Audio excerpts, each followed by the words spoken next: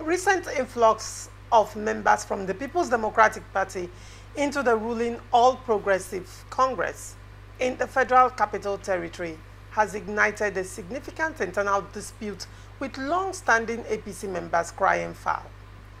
This wave of defections, particularly between January and May of this year, has taken a dramatic turn as veteran party chieftains are now openly accusing these new entrants of systematically hijacking party structures and undermining the established internal democratic processes. The escalating tensions culminated in a direct action on Monday, June 16, 2025, when a group of aggrieved APC chieftains stormed the party's national secretariat in Abuja.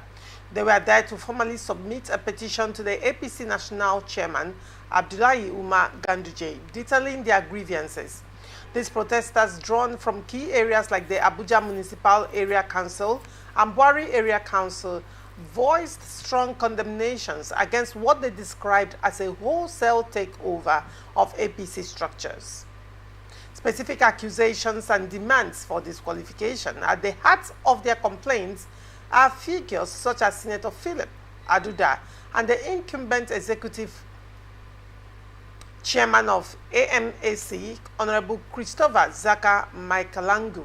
According to Malam Idris Jibril, spokesperson for the protesters, these individuals are arm-twisting those who were already members of the ruling party. The protesters didn't mince words, displaying placards with pointed messages like, "We don't want Aduda, we don't want PDP members," and "Stop PDP agents from hijacking APC FCT election." They also made specific demands for their immediate disqualification of Danjuma Samuel Shekwolo and Mr. Christopher Zaka Maikalangu, asserting that their actions constitute a PDP-instigated subversion of internal democracy within the FCT APC chapter.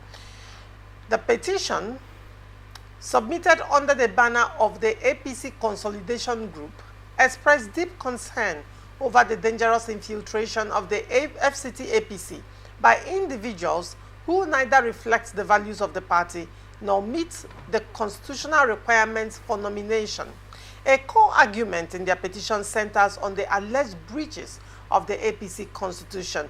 They specifically cited Article 21, subsection 3, which stipulates that no person shall be eligible to contest for any elective position nor be nominated as a candidate unless he or she has been a financial member of the party for at least 3 months and has fulfilled all party requirements. This constitutional provision forms the basis of their demand for the disqualification of the mentioned individuals and a halt to what they perceive as an undermining of fair internal processes ahead of the upcoming FCT Council polls. Nze, interesting times ahead. One would say the prophecy of possible implosion in the FCT as a result, in the APC, as a result of this gale of defections. Yeah. One would say probably this prophecy is coming to pass earlier than expected.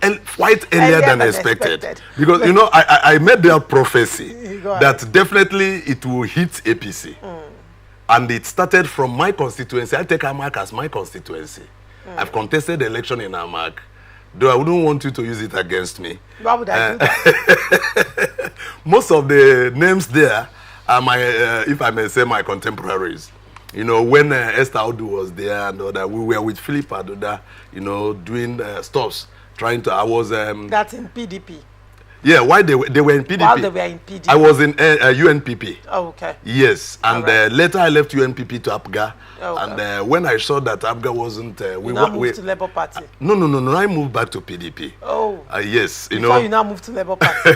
You have your own histories. No, leave that. Please, just leave that off camera. Leave that off camera. You have your own history, but go ahead. I think you're an expert in defection matters, as it were.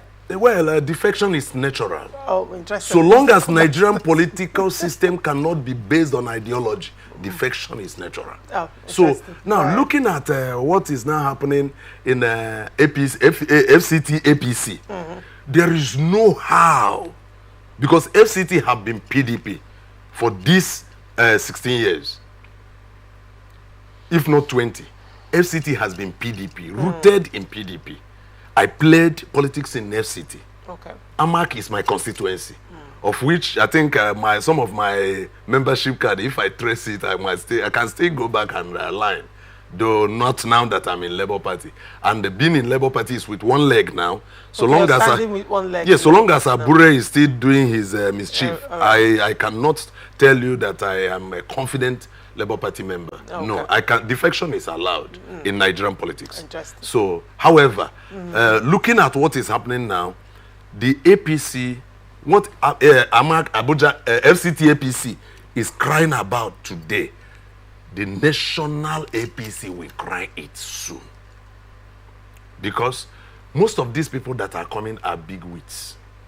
And remember that most of the people who have been in APC over time are warming up and growing themselves.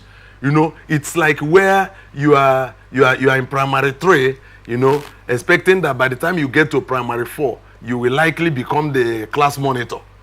And while you are coming in primary 4, one pupil like that is posted from one central school. You know, for those of us that studied in community primary school, you know, so from one central school like that in urban, and that person comes to village and is hitting it everywhere. He goes, any question the person asks, the next thing they say, she or he becomes the class monitor. So it will make you who have been warming up, taking first, trying to maintain your position, both in continuous assessment, in tests, and then exams, only for this person to come and dislodge you. So you somehow you begin to nurse this internal hatred and feelings towards that person, especially when the person is a girl child, you know, as against the boy child in the school. So seeing what is happening now is a pointer to what APC will experience in the next 11 months to come, because it will hit them for sure. So for the FCT APC, I think what they should do, if actually they want to reclaim FCT for APC, they should allow these people coming in. Sure. Because if these people don't come in, it will be difficult.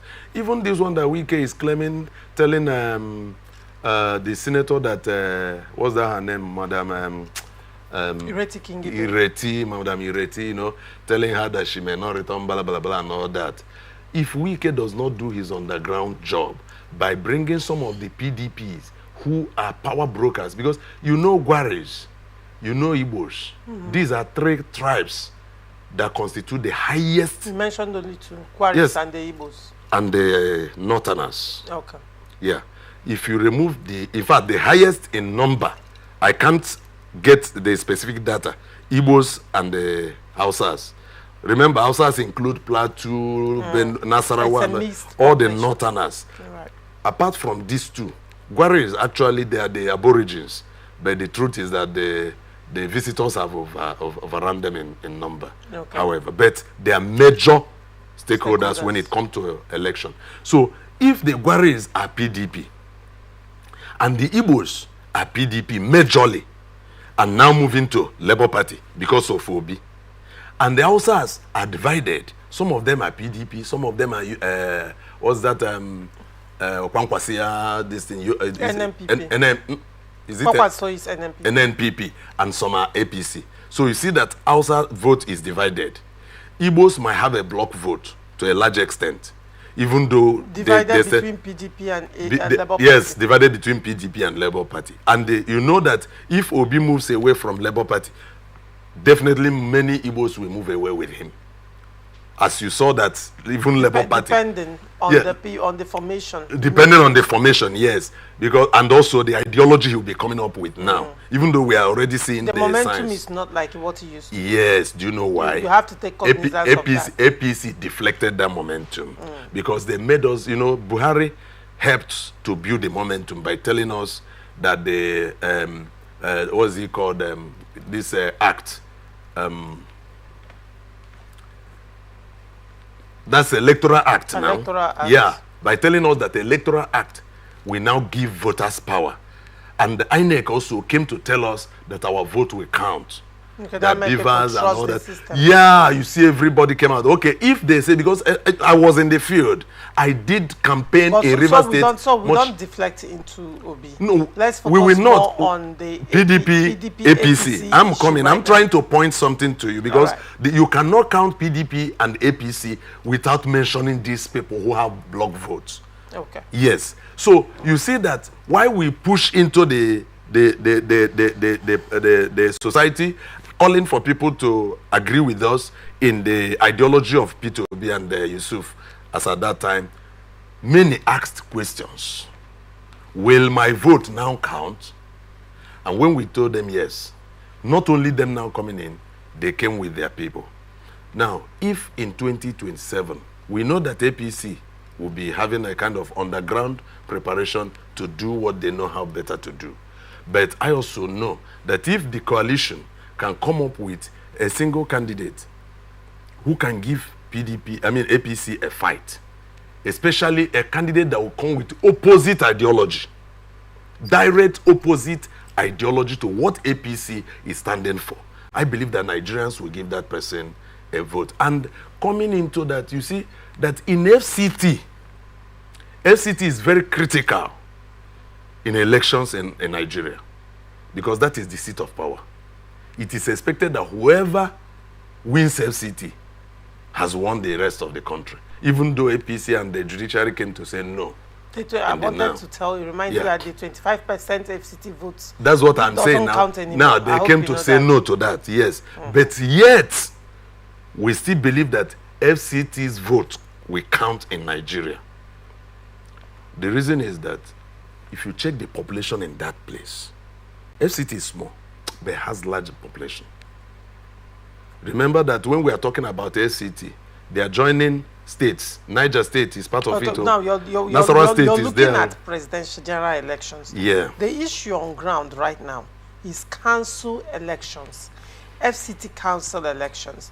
And these people are saying that they are Duda and others that were mentioned, Mike Alanga, are saying that they are alleging that Aduda and the others are recent defectors, and they have hijacked the party structure as against long-standing committed party members. And they are now citing a part of the Constitution, saying that the Constitution says that any member that, if you're not a financial member for up to 3 months, you cannot run for elections on the party structure.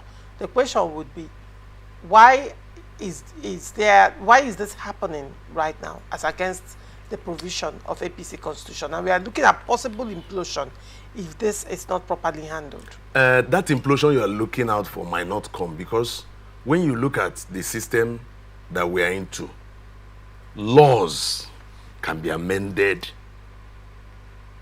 For that law to be amended, there has to be a neck. I'm coming. Do you know why I say law can be amended? Not really going through the constitutional means. The FCT minister who serves as the governor of FCT, he's not a member of APC. Yes, but he has vowed to deliver FCT to APC.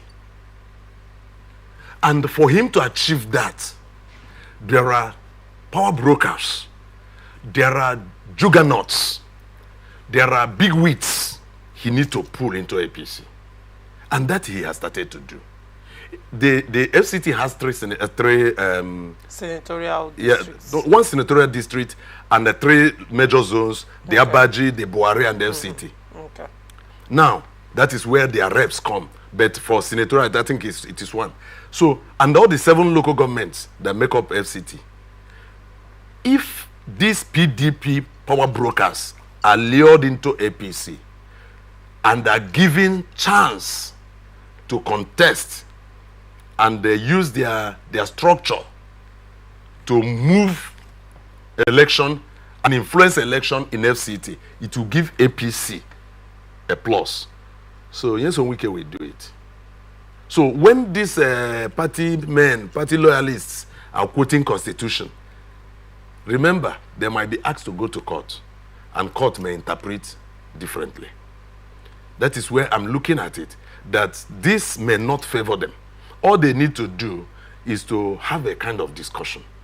Come around, this thing that is happening, how do we ameliorate it? How do we sort it out? And the answer will be, align yourself with the new wave. There is also a defectors. possibility that these aggrieved member will work against the party.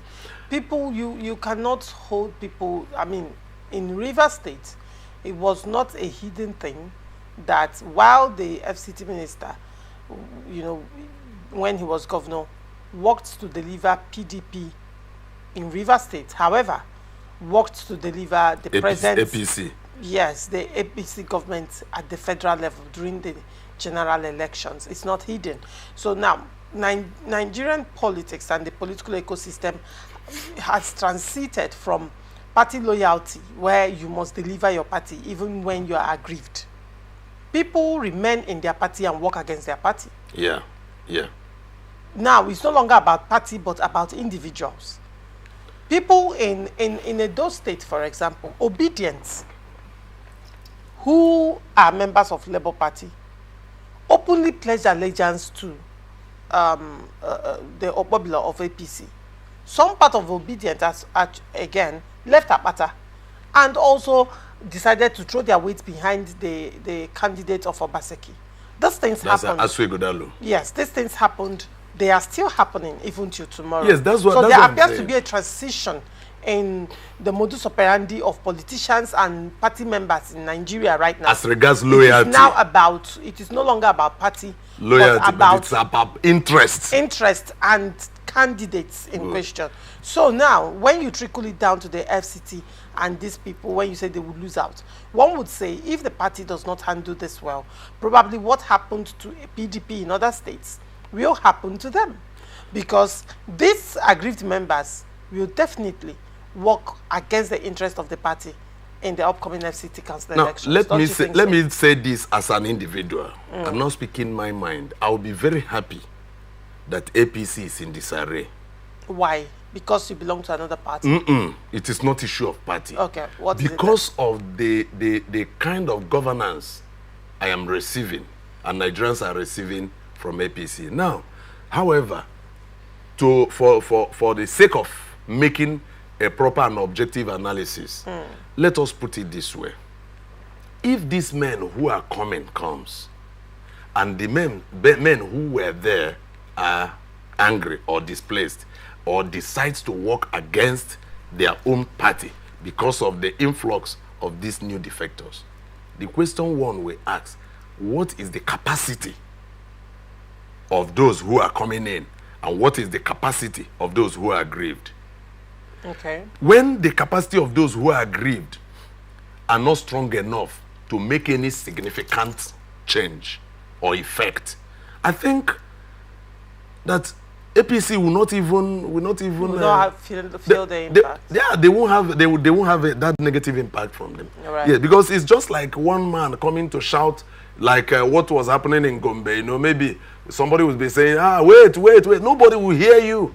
So once these people move like a flood with their influence and their structure and all that, the few who had been, I remember that APC had been in minority all this while in FCT.